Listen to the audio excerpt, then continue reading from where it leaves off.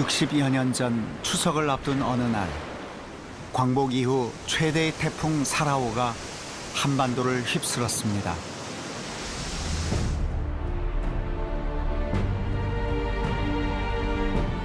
태풍이 지나가고 난 뒤 완도 장도에서는 베일 속에 가려졌던 1200년 전 역사가 모습을 드러냅니다. 해상왕 장보고의 청해진 유적이었습니다. 장보고, 그는 역사상 가장 광활한 해양 영토를 개척했습니다. 바닷길을 중심으로 세계를 연결했던 장보고 루트.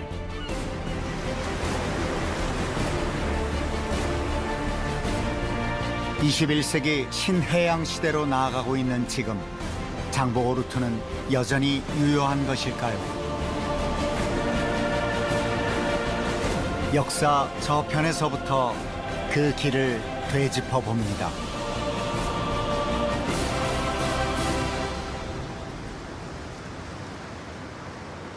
(265개의) 크고 작은 섬들로 이루어진 완도. 1200년 전 장보고는 이곳을 중심으로 섬들을 연결하는 해상 방어 체제를 구축했습니다. 이름하여 청해진. 그 본거지가 바로 여기 장도죠.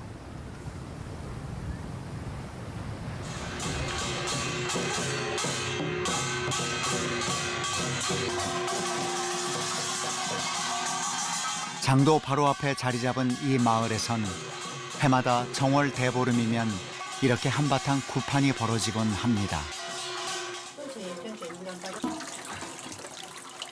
한쪽에선 큰 제사를 지내기 위한 제물을 마련하고 있는데요. 1년 중 마을의 가장 큰 행사인 당제를 준비하는 겁니다. 우리 조상 대대로부터 계속 물려왔던 제사로 생각을 합니다. 할아버지 때 멧돼지 옥에서부터. 중간에 뭐 해마다 이렇게 안 거리고 해왔던 거예요? 네, 그렇죠. 그런 해는 한 번도 없죠. 그런 해는.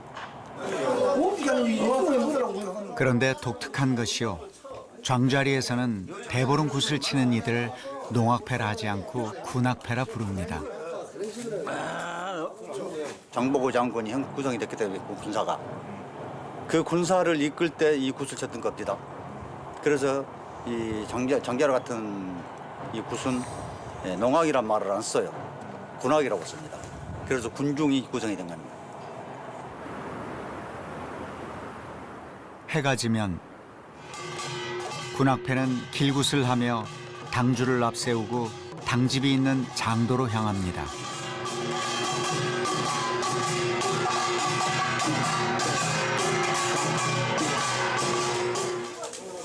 당집 안에는 장보고 대사의 위패가 모셔져 있습니다. 동이틀 무렵 당제가 시작됩니다. 제사는 장보고를 비롯해 그의 동료들과 당시 청해진 장병들의 넋을 위로하고 마을의 안녕을 기원합니다. 전라도에도 많이 당자가 있는데 다른 데는 당사 할머니나 당사 할아버지를 모신데 우리 장자리는 인격친을 그 네 분을 모신 것이 특이하다고 생각합니다. 그래서 자부심을 갖고 우리 마을에서 정성을 들여서 1년 내내 이 건강하고 오만하는 일들이 소원소치하기를 빌면서 제사를 지냈습니다. 장좌리 입구에 세워진 장보고 기념관. 1200년 전 장보고의 활약상을 한눈에 볼 수 있습니다. 실제 크기의 4분의 1로 제작된 장보고 무역선. 이 배를 타고 장보고는 당시로선 두려움의 대상이던 바다로 나아갔습니다. 드넓은 바다를 호령하며 장보고 선단은 동아시아를 아우르는 해상무역을 장악했습니다. 연안을 따라 항해를 하던 시절 장보고는 최단거리 직선 항로인 황해 횡단 항로와 동중국 4단 항로를 개척해 해상 실크로드를 열었습니다. 오늘날까지 이용되는 항로죠. 장보고는 상인들이 안전하게 무역 활동을 할 수 있도록 바닷길에 출몰하던 해적까지 소탕했습니다. 덕분에 장보고 선단은 당시 신라와 당나라, 일본을 잇는 해상 무역은 물론 아라비아 상인들과도 활발한 교역을 했습니다. 역사상 유례없는 일이었죠.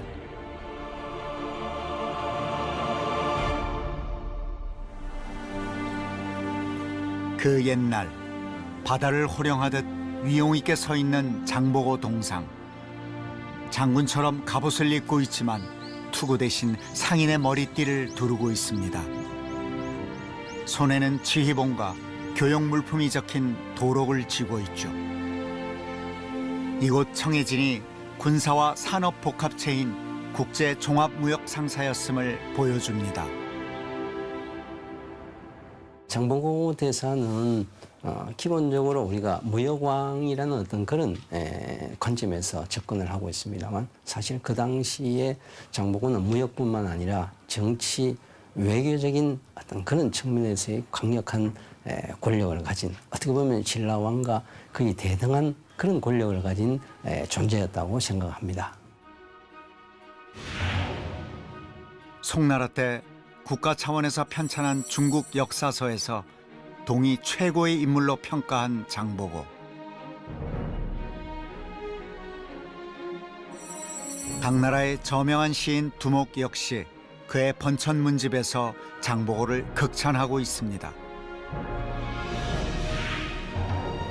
현존하는 우리 역사서 중 가장 오래된 삼국사기에도 장보고는 의롭고 용기 있는 인물로 기록되어 있습니다.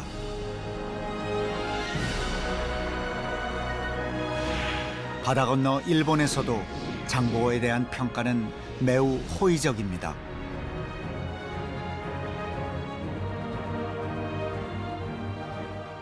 중국의 뭐 정사 신당서라든가 그다음에 일본의 그 정사 속일본 후기라든가 우리의 삼국사기라든가 이런 데서 동아시아 삼국의 정사에서 전부 장보고를 극찬했던 것이라든가 그래서 그런 인물이 우리 역사에서 또 있을까? 한번 찾아봐야 되겠습니다만은 저는 그런 인물은 찾아보기 굉장히 어렵다고 생각합니다. 동아시아에서 인정했던 그런 인물이니까요. 1200년 전 장보고의 루트를 따라 일본으로 가볼까요?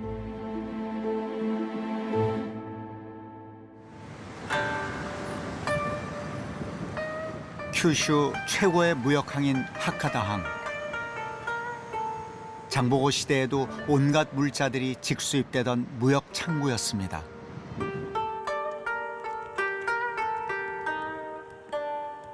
다자이우시의 옛 큰 길인 주작대로 부근에서 발굴된 객관터는 이곳이 무역의 거점이었음을 증명합니다.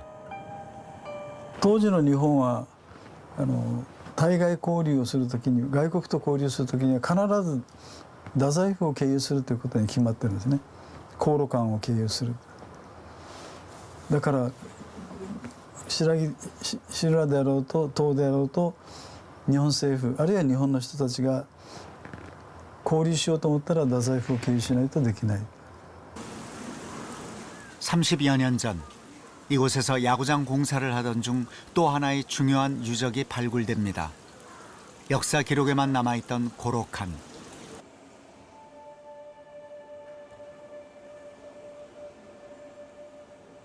당시 외국 사신과 상인들을 접대하던 일종의 영빈관입니다. 발굴 당시 쏟아져 나온 도자기는 장보고 선단의 교역품 중 최고의 전략 상품이었습니다.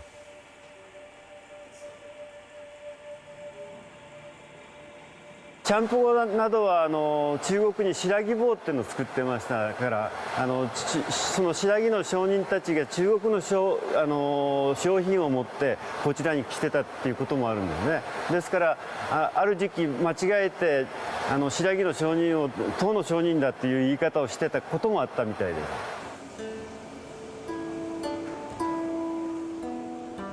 당시 장보고 선단이 들여온 각종 선진 문물은 일본을 사로잡았습니다. 장보고 선단과의 거래를 둘러싸고 고위 관리들 사이에 완력 싸움까지 벌어지기도 했다는군요. 결국 일본 지배청도 장보고의 힘을 빌리지 않고는 소위 말하는 그 당시 이제 당물이죠. 요즘 말하면 이제 일종의 수입품을 구할 수 없었다는 어떤 그런 현실적인 문제가 있었죠. 그렇기 때문에 장보고에 대해서 어떤 그 국가 간의 신라와 일본 간의 그런 관계가 조금 껄끄러웠지만은 그걸 어떻게 보면 뛰어넘고 결국 일본 지배청이 장보고를 의지하지 않을 수 없는 어떤 그런 상황이었다고 생각합니다. 신라 정부와 관계없이 독자적으로 무역을 했던 장보고는 섬나라 일본을 국제사회와 연결하는 중요한 통로였습니다. ちゃんぼこは、太宰府に、一度来日した記録が残っておりまして、その際に、日本との、通行というか交易を、正式に行えないかという打診を行っています。その際に太宰府に、8年ほど滞在している、新羅の、方がいらっしゃったんですけども、その人を、帰国する際に、同行させてでその後、日本語の、通訳として、雇ったということが分かっています。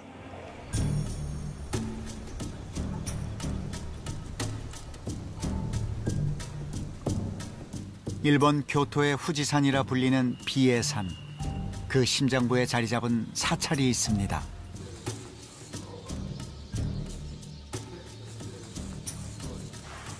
연력사는 일본 천태종의 총본산으로 국보사찰인데요.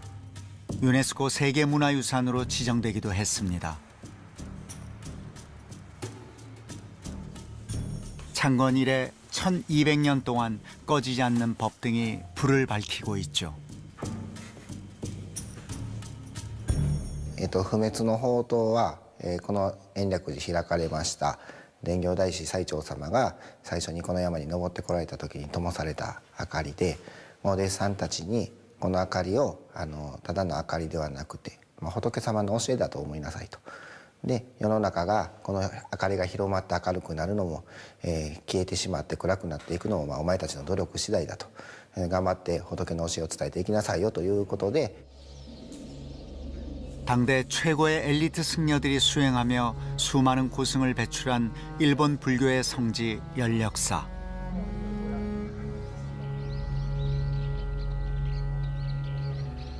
일본 천태종의 2대조이기도 한 엔닌 스님은 장보고와 인연이 깊은 분입니다.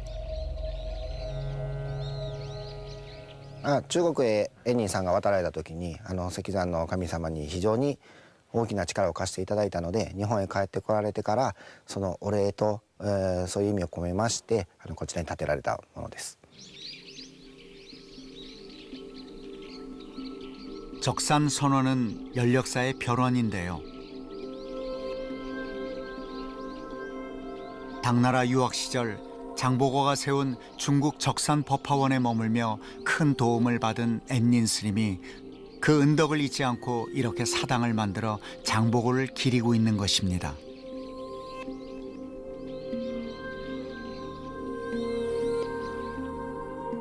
엔닌 스님이 당나라의 유학 시절의 이야기를 쓴 입당구법 순례행기는 동양의 3대 여행기로 꼽히는데요. 이 안에도 장보고에 대한 감사와 존경을 담은 편지글이 담겨 있습니다.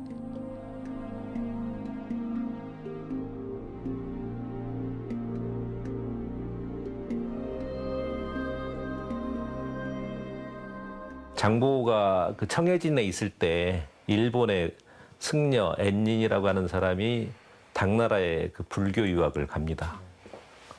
장보고하고는 만난 적이 없어요.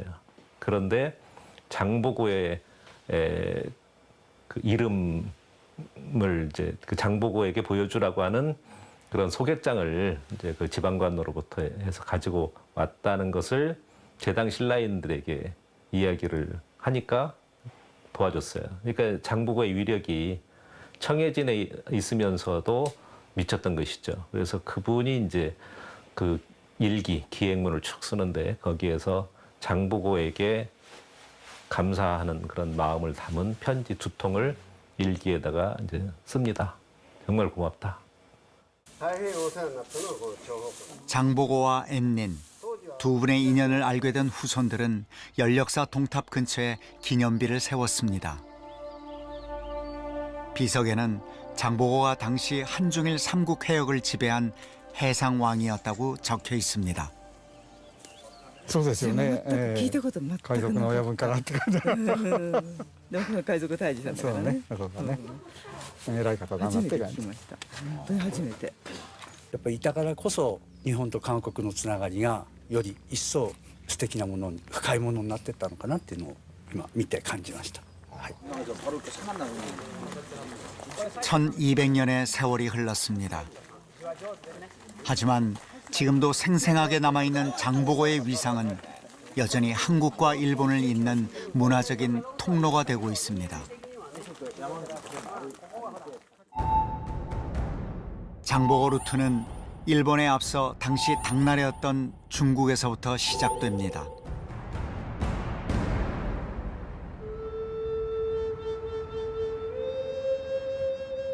한국과 중국을 연결하는 최단거리 항구를 내려다보고 있는 적산이라는 붉은 바위산 아래 중국 산동반도 최초의 불교 사원이 있습니다. 적산 법화원은 신라 흥덕왕 때 장보고가 창건했는데요. 국제 해상무역의 본거지이자 당시 한중일 삼국 사람들이 이어주는 정신적 매개가 되었던 곳이죠. 不是，是中国改革开放之后，中日韩三国人民不约而同想起了张宝高和他的赤山法学院，并且在1987年找到了法学院的旧址。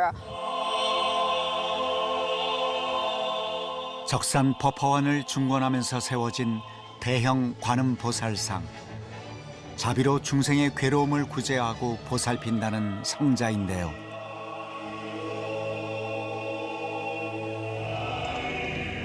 선종의 관음 사상을 바탕으로 세워진 적산 법화원은 당시 험한 바닷길을 오가며 무역을 하던 이들의 든든한 기도처이자 안식처였습니다.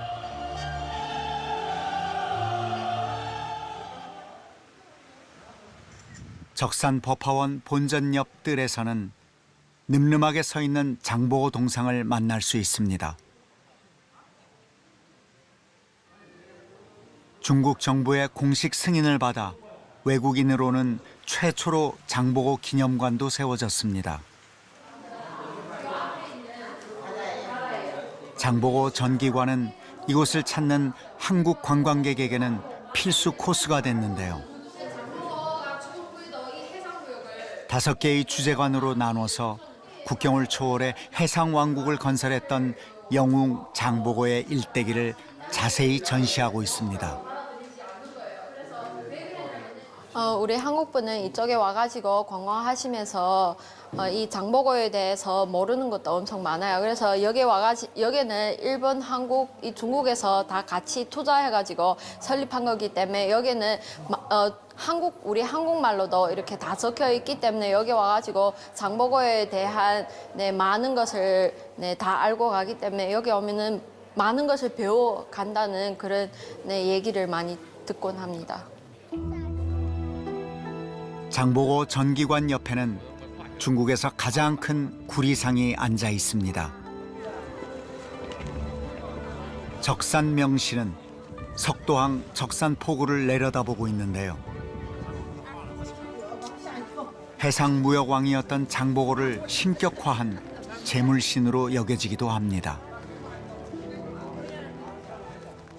장보고, 앤닌, 그리고 이제 중국이라고 하는 어떤 그런 현장에서 두 분이 만나지는 못했지만 그러한 인연을 맺어서 동아시아 하나의 그 평화교류의 장이라고 하는 컨셉으로 거기를 이제 그 대대적으로 개발을 한 거예요.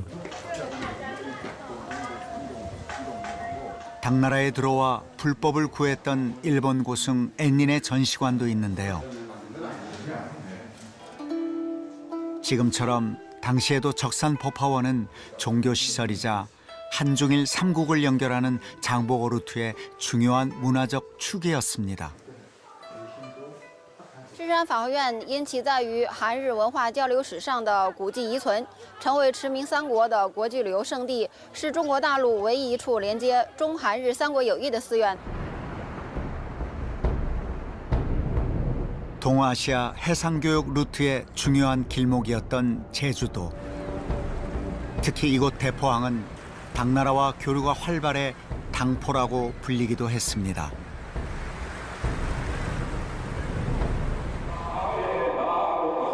대포항 인근에는 중국 적산 법화원처럼 법화라는 이름을 쓰는 사찰이 있는데요.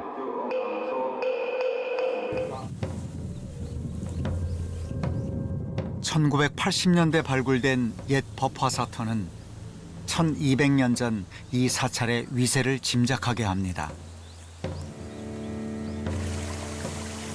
제주에서는 보기 드물게 물이 풍부한 법화사. 당시 자체적으로 벼농사까지 지으며 많은 사람들을 부양했던 것으로 추정됩니다.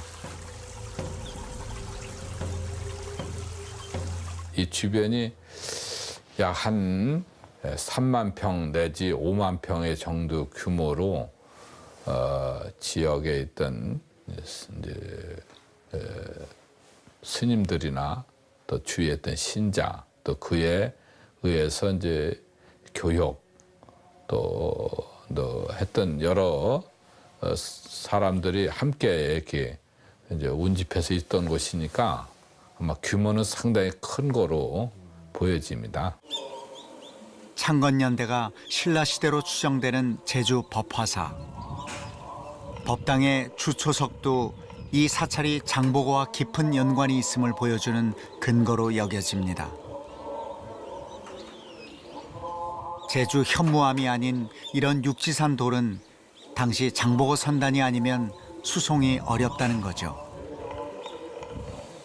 주초석이나 기단석이 여기서 많이 출토가 됐는데 그 돌은 제주돌도 아니고 또 가까운 전라도 육지 돌도 아니고 그 중국의 영향을 받은 그런 돌로 추정을 해요. 해상 무역로의 중요한 기착지였던 제주. 이곳에 또 하나의 법화 네트워크를 만든 장보고는 항해의 안녕을 기원하는 한편 해상 세력의 근거지로 활용했던 것입니다.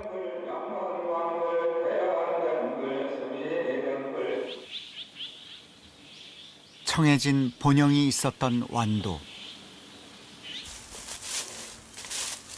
자신의 본거지에도 장보고는 법화사를 세웠던 것으로 추정됩니다.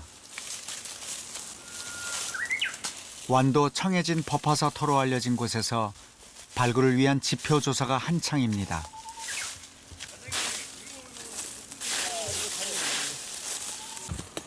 (1990년대) 이미 시범적으로 2차례 발굴이 됐는데요.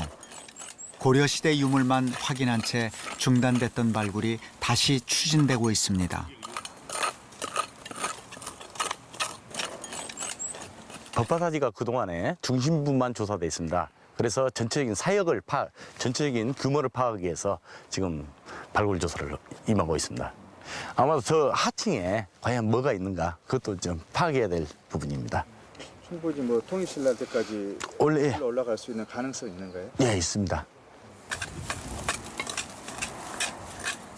이날 그동안 발굴이 이루어지지 않았던 사찰 뒤쪽과 출입시설에 대한 지표조사가 이루어졌는데요. 뜻밖의 성과가 있었습니다.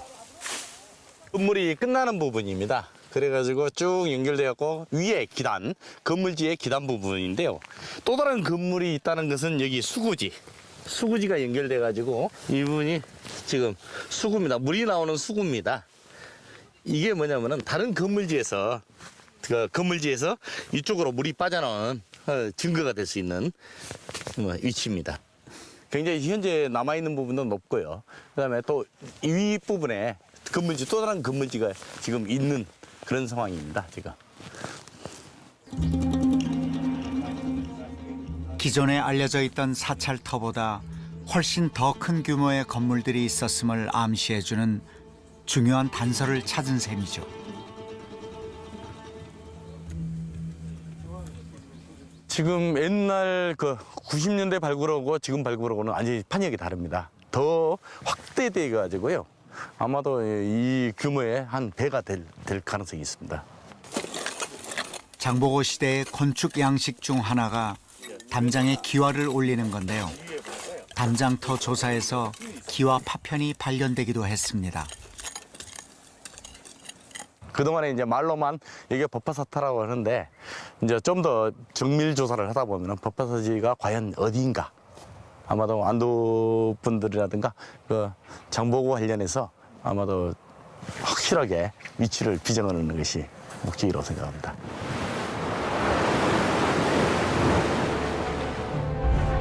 동아시아에 널리 퍼져 있던 선종 불교를 매개로 한중일 삼국의 법화 네트워크를 구축했던 장보고.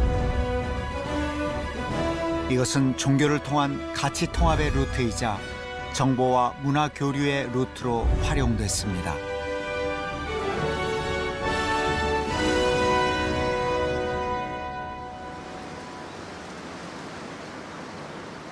부처의 지혜를 뜻하는 가지산.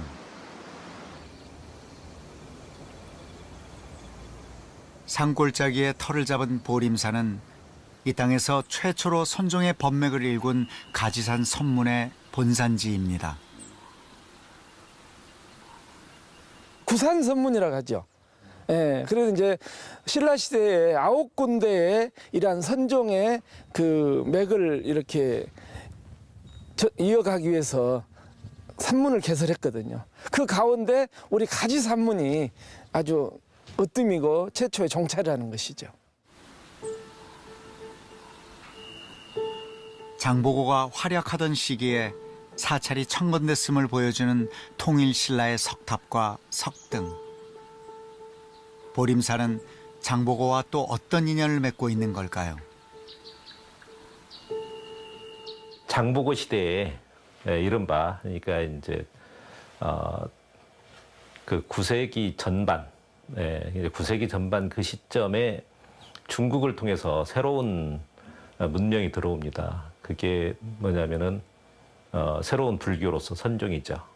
그래서 그 선종 승려들이 중국 유학을 많이 갑니다. 그런데 이제 그분들이 중국으로 유학 갈 때 그 시점이 장보고가 이 청해전에서 활동했던 시점하고 많이 겹칩니다. 그래서 이제 선종의 어떤 승려의 어떤 유학을 이제 지원했던 세력이 바로 장보고였지 않았겠는가.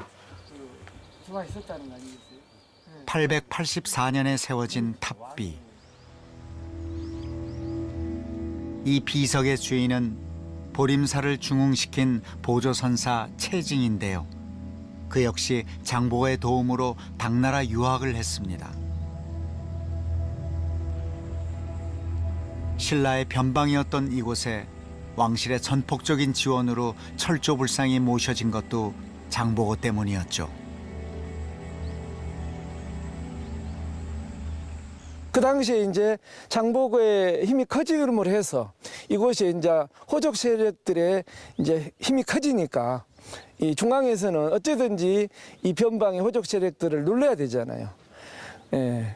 그러기 위해서 이제 우리가 이제 중앙에서는 그 우리 가지산문의 중흥조이신 채증선사 이분이 김씨였거든요.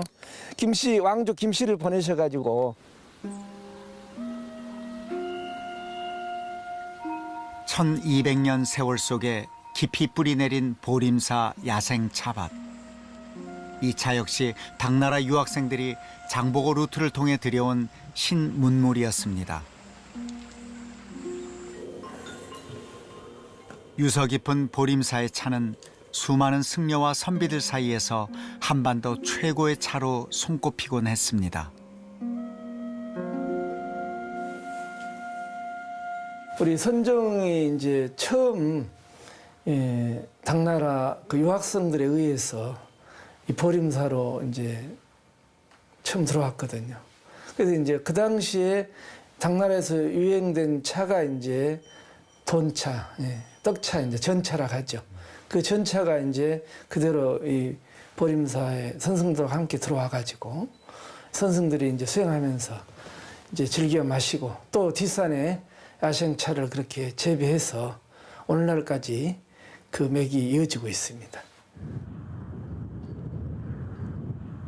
장흥에서는 천년 역사의 전통 발효차가 전해 내려오고 있습니다. 보림사 승려들에게서 유래된 청태전은 동전 모양이라고 해서 돈차라고도 불렸죠. 청태전은 그 후발효차에 속하는 거고요. 녹차는 그 발효를 시키지 않은 차, 홍차는 80% 이상을 발효를 시킨 차. 그 다음에 이제 우리 청태전은 그 중간 사이즈로 보시면 됩니다. 반 발효차라고 생각하시면 될 것 같습니다. 선조들이 배앓이 상비약으로 쓰기도 했던 청태전. 독특한 제다법은 일제 강점기를 거치며 맥이 끊겼는데요. 최근 복원에 성공했습니다. 천년의 맛과 향이 새롭게 주목을 받으며 전통 명차로 거듭나고 있습니다.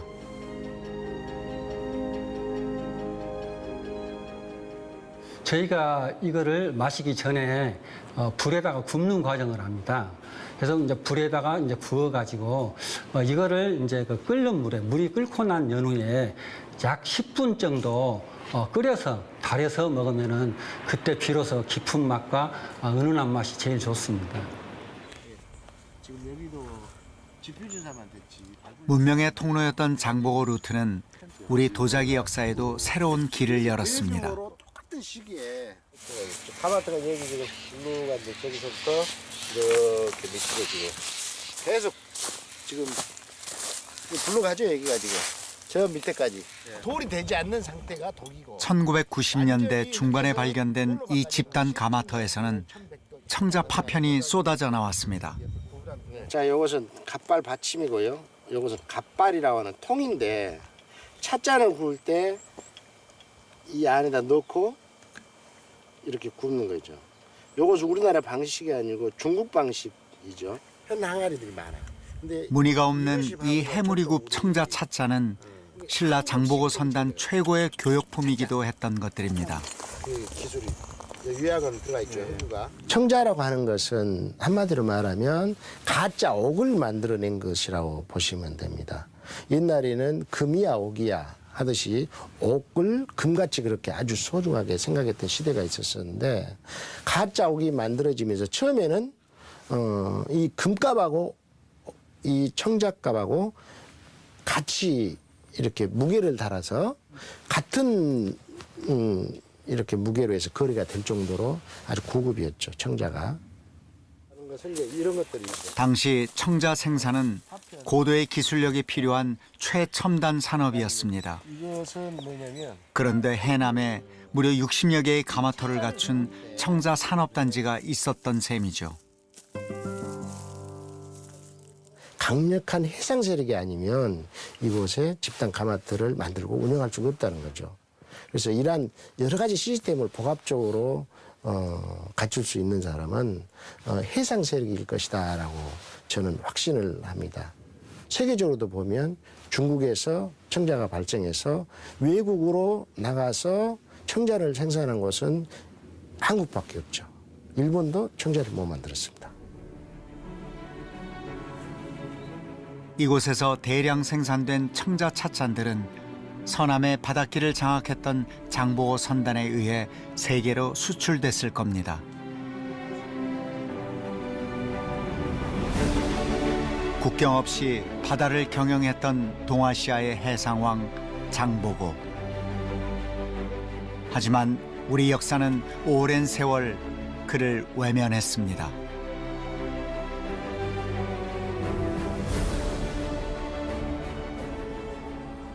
조선의 역사에서 조선이 이제 그 바다를 버린 정책을 썼거든요. 해금 정책을 쓰고, 그래서 바다에 대한 관심이 없으니까 해양을 중심으로 해서 활동했던 인물에 대한 관심도 점점 잊혀졌던 것이 아닌가 하는 생각이 들어요. 그래서 2016년 봄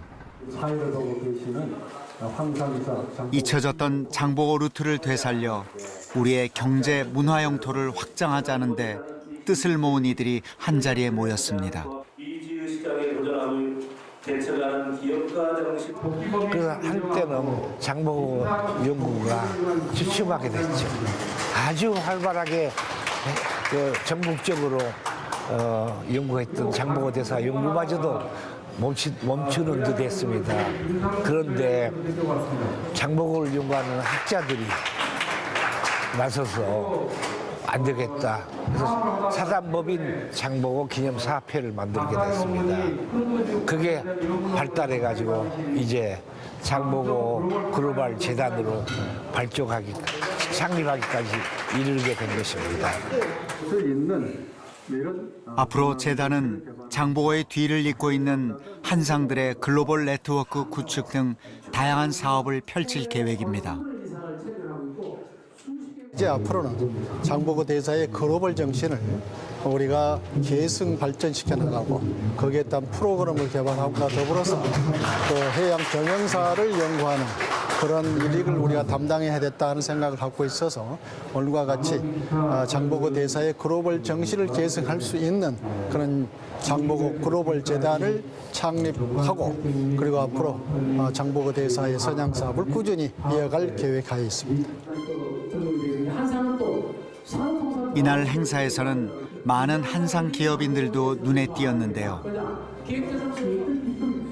이들은 제2, 제3의 장보고가 되겠다는 의지를 다졌습니다. 자, 다같이 장보고! 장보고 대사님은 벌써 천여 년 전에 자유무역을 하신 거와 마찬가지입니다. 지금 입장에서 저희가 FTA 하면서도 보면은 장보고 대사님이 해외 진출하셨던 거를 잘 검토해 보면은 굉장히 여러 가지 힌트를 얻을 수가 있어요. 그래서 결과적으로 한민족의 해외로 뻗어나가라는 대한민국의 국운이 떨치라는 그런 메시지라고 봅니다. 자유무역 시대. 자신만의 루트로 동아시아를 연결해 경제 공동체를 건설했던 장보고는 의미 있는 이정표가 되고 있습니다. 장보고가 살았던 시대와 지금 시대는 상당히 유사합니다. 그때는 굉장히 개방적이었어요. 신라의 정책도 개방적이었고 중국 당나라도 굉장히 그때 세계의 중심이 당나라였으니까 굉장히 개방적이었습니다. 우리나라도 지금 현재 세계가 이제 글로벌 시대라고 하듯이 세계가 아주 개방의 어떤 그 물결을 타고 있죠.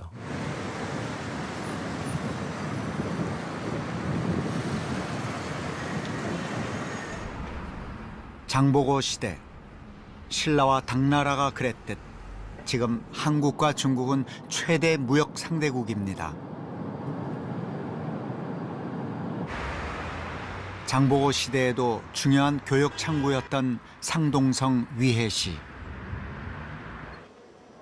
한중 FTA 경제협력 시범도시이기도 한 이곳은 중국 정부 차원에서 특별 자유무역구를 지정해 투자를 하고 있습니다. 从我们有数据记录的1995年到2015年，每年的年均地增长率在16%。截止到2015年底，威海对韩贸易额已经占到了全市对外贸易额的。 현재 중국 위해시에 진출해 있는 우리 기업의 수는 1000여 개. 중국에 진출 15년째인 이 전자업체도 한중 FTA 발효를 계기로 더 넓은 시장을 개척하고자 노력하고 있습니다. 일단은 한국 입장에서는 그 중국이 거대한 시장이 새로운 시장이 열렸다고 보고 일단 판로라든지 여러 가지 장점들이 좀 많이 있습니다. 그럼 뭐 산업군에 따라서 좀 틀리지만은 저희가 이제 그 뭐 2차 산업 위주로 뭐 서비스 산업 포함해서 아마 저희 그 한국한테는 아마 좋은 기회라고 저는 생각이 듭니다. 중국 최초로 개방한 국제 통상 항구 위해항. 17억 위안을 투자해 최신 시설을 갖춘 대형 물류단지를 조성하고 최근 본격적인 가동에 들어갔습니다. 通关速度非常快啊，就是近的说比青岛1天到2天的通关速度，我们可能是只有3到4个小时啊。你像那个别的口岸，上海、宁波可能是2到4天的通关速度、通关时间啊。应该说我们这个通关时间有非常大的优势。 위해항을 통해 들어온 한국 상품들이 주로 모이는 한락방. 장보고 시대의 신라방 같은 곳이죠.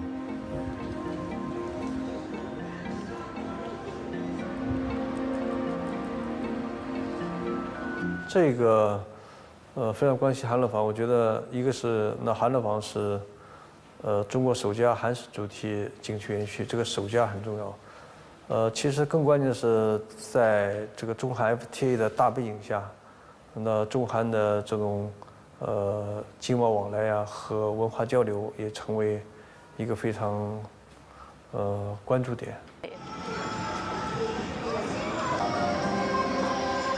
해가 지면 한락방에는 10여 개의 야시장이 불을 밝힙니다. 중국은 국가 AA급 관광특구이자 중점문화산업특구인 이곳을 더 확장해갈 계획입니다. 위해시가 한반도에 오랜 그런 교류의 역사를 갖고 있습니다. 아시다시피 옛날 중국이 당나라 때 신라 시대, 한국 신라 시대 때는 이 장보고 장군이 주주로 하는 이 중국과 한국, 한반도, 일본 이 황해 지역의 무역, 해상 무역에 아주 활발한 그런 역사가 있었습니다. 그래서 그런 좋은 오래된 그런 교류 역사를 가지고 앞으로는 제 생각은 앞으로는 그런 역사 배경에서 우리는 새로운 그런 새로운 역사를 이뤄야 됩니다. 완도항이 내려다 보이는 남망산 중턱. 장보고의 유산을 물려받은 사찰이 있습니다.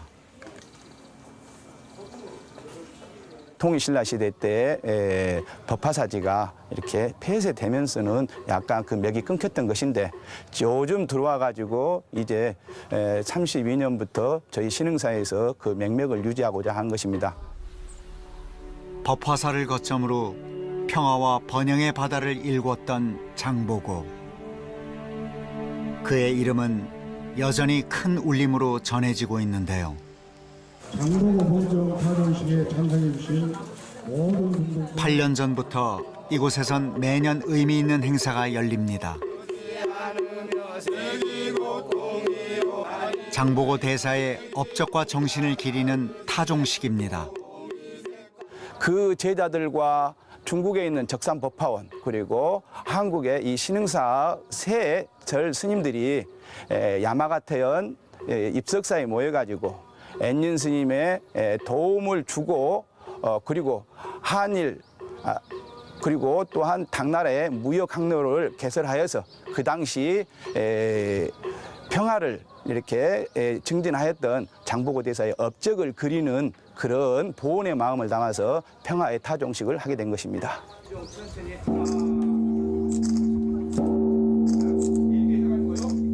지금 중국과 일본에서도 같은 종소리가 울려 퍼지고 있을 겁니다.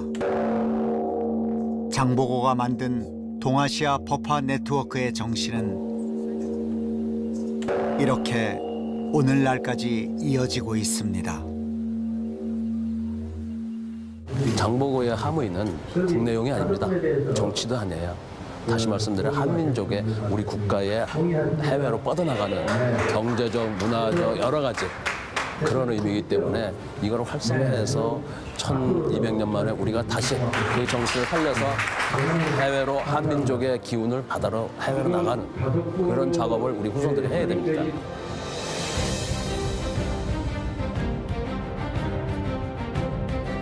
종교를 통해 국적을 초월한 문화 경제적 루트를 만들어낸 장보고.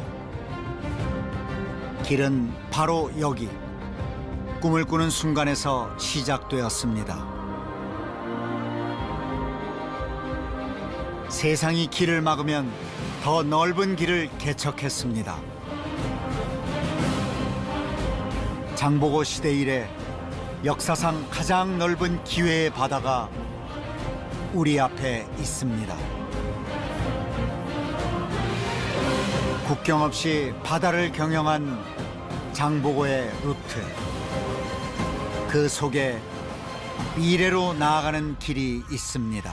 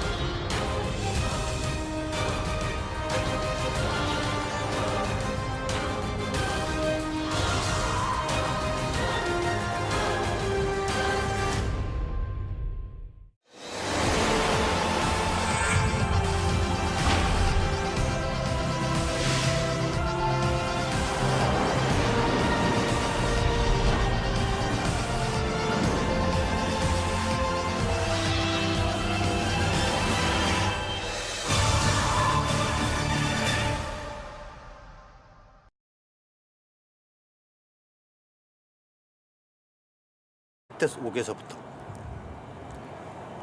중간에 뭐 해마다 이렇게 안 거리고 해왔던 거예요? 네, 그렇죠. 그런 해는 한 번도 없죠. 그런 해는. 그런데 독특한 것이요. 장자리에서는 대보름 굿을 치는 이들을 농악패라 하지 않고 군악패라 부릅니다. 장보고 장군이 형 구성이 됐기 때문에 군사가 그 군사를 이끌 때 이 굿을 쳤던 겁니다. 그래서 이 장자로 같은 이 굿은 농악이란 말을 안 써요. 군악이라고 씁니다. 그래서 군중이 구성이 된 겁니다. 해가 지면 군악패는 길굿을 하며 당주를 앞세우고 당집이 있는 장도로 향합니다.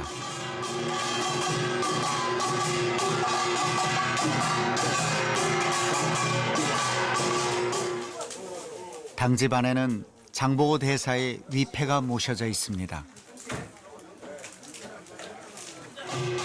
동이틀 무렵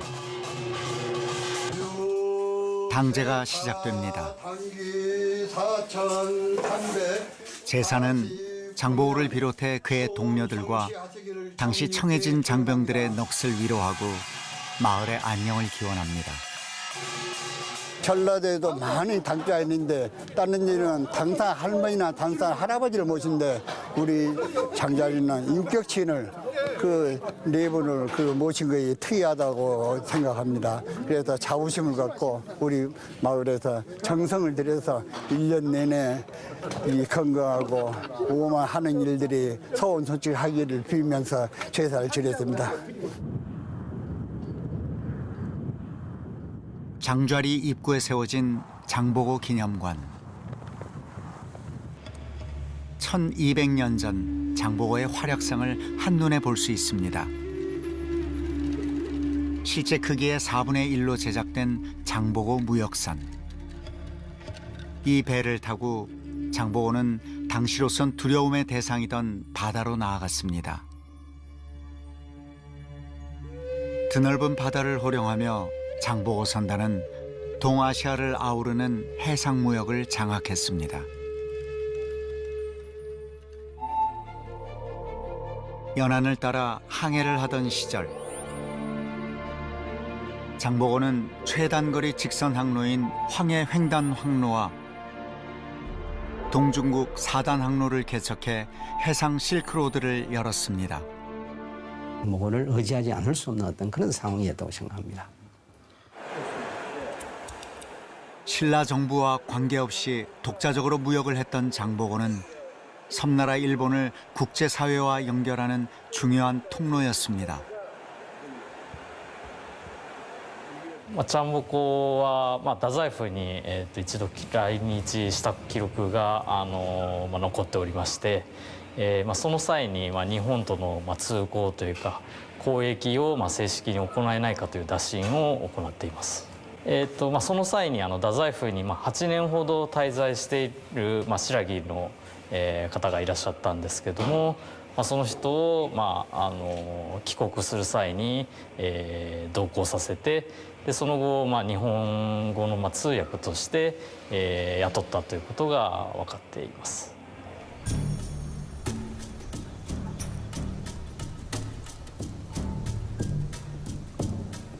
일본 교토의 후지산이라 불리는 비해산. 그 심장부에 자리 잡은 사찰이 있습니다.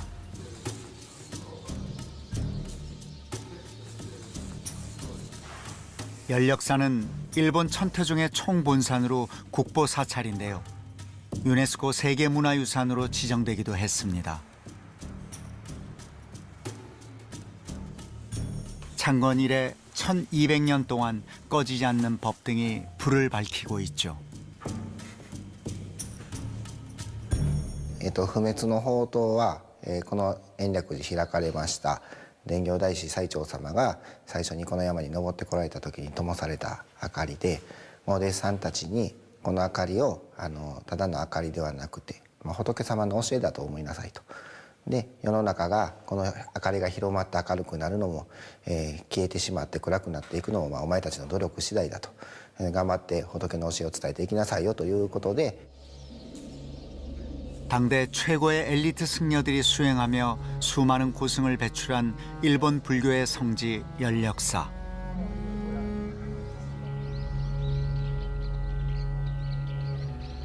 일본 천태종의 2대조이기도 한 엔린 스님은 장보고와 인연이 깊은 분입니다. 中国へ円仁さんが渡られた時に石山の神様に非常に 大きな力を貸していただいたので、日本へ帰ってこられてからそのお礼と、そういう意味を込めましてこちらに建てられたものです。 적산선원은 연력사의 별원인데요. 오늘날까지 이용되는 항로죠. 장보고는 상인들이 안전하게 무역 활동을 할 수 있도록 바닷길에 출몰하던 해적까지 소탕했습니다. 덕분에 장보고 선단은 당시 신라와 당나라, 일본을 잇는 해상 무역은 물론 아라비아 상인들과도 활발한 교역을 했습니다. 역사상 유례없는 일이었죠.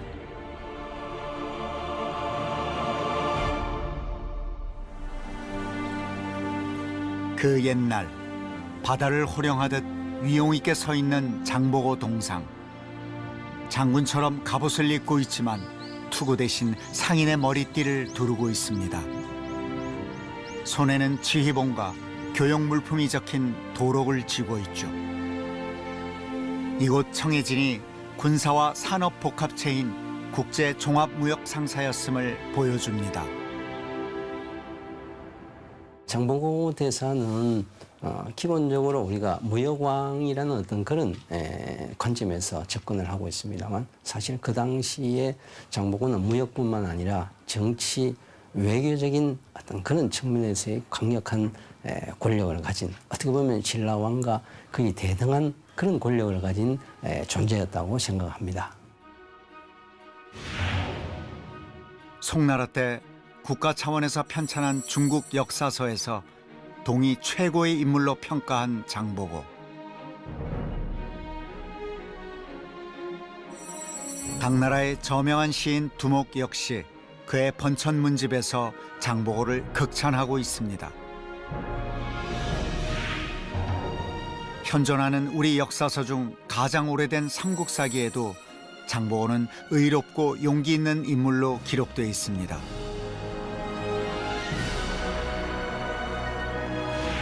바다 건너 일본에서도 장보고에 대한 평가는 매우 호의적입니다.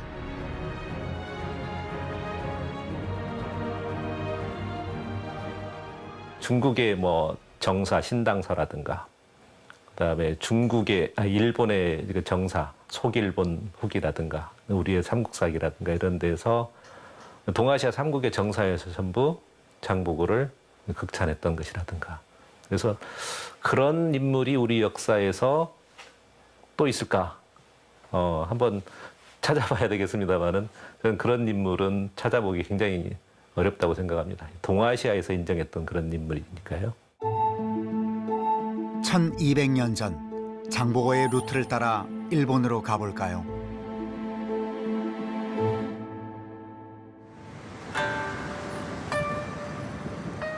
큐슈 최고의 무역항인 하카다항.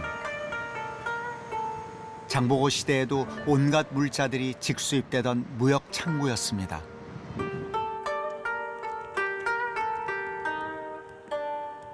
다자이후 시의 옛 큰 길인 주작대로 부근에서 발굴된 객관터는 이곳이 무역의 거점이었음을 증명합니다. 当時の日本は対外交流をするときに、外国と交流するときには必ず太宰府を経由するということに決まってるんですね。航路間を経由する。だから白であろうと唐であろうと日本政府あるいは日本の人たちが交流しようと思ったら太宰府を経由しないとできない。 30여 년 전 이곳에서 야구장 공사를 하던 중 또 하나의 중요한 유적이 발굴됩니다. 역사 기록에만 남아있던 고로칸.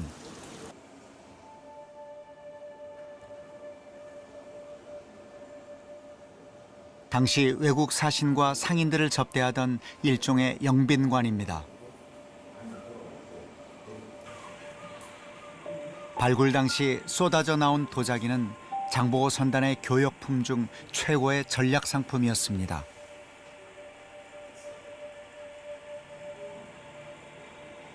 장보고などは中国に白木棒っていうのを作ってましたからその白木の商人たちが中国の商品を持ってこちらに来てたっていうこともあるんですね。ですからある時期間違えて白木の商人を唐の商人だっていう言い方をしてたこともあったみたいです。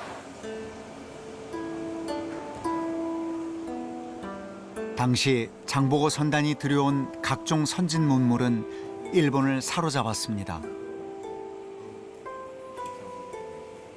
장보고 선단과의 거래를 둘러싸고 고위 관리들 사이에 완력 싸움까지 벌어지기도 했다는군요. 결국 일본 지배청도 장보고의 힘을 빌리지 않고는 소위 말하는 그 당시 이제 당물이죠. 요즘 말하면 이제 일종의 수입품을 구할 수 없었다는 어떤 그런 현실적인 문제가 있었죠. 그렇기 때문에 장보고에 대해서 어떤 그 국가 간의 신라와 일본 간의 그런 관계가 조금 껄끄러웠지만은 그걸 어떻게 보면 뛰어넘고 결국 일본 지배청이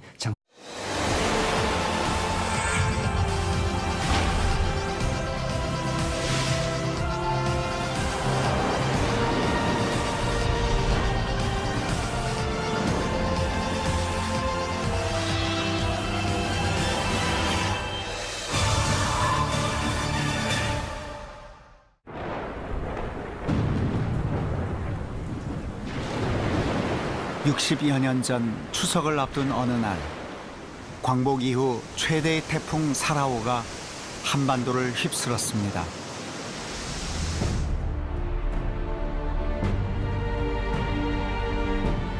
태풍이 지나가고 난 뒤 완도 장도에서는 베일 속에 가려졌던 1200년 전 역사가 모습을 드러냅니다. 해상왕 장보고의 청해진 유적이었습니다. 장보고, 그는 역사상 가장 광활한 해양 영토를 개척했습니다. 바닷길을 중심으로 세계를 연결했던 장보고 루트.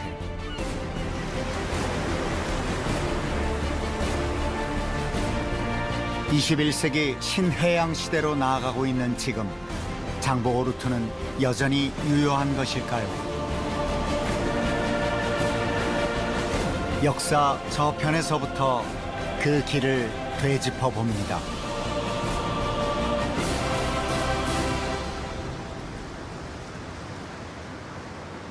(265개의) 크고 작은 섬들로 이루어진 완도. 1200년 전 장보고는 이곳을 중심으로 섬들을 연결하는 해상 방어 체제를 구축했습니다. 이름하여 청해진. 그 본거지가 바로 여기 장도죠.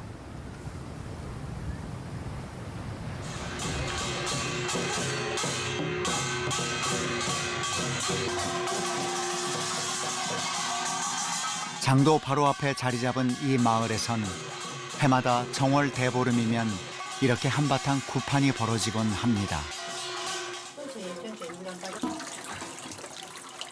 한쪽에선 큰 제사를 지내기 위한 제물을 마련하고 있는데요. 1년 중 마을의 가장 큰 행사인 당제를 준비하는 겁니다. 우리 조상 대대로부터 계속 물려왔던 제사로 생각을 합니다. 할아버지 때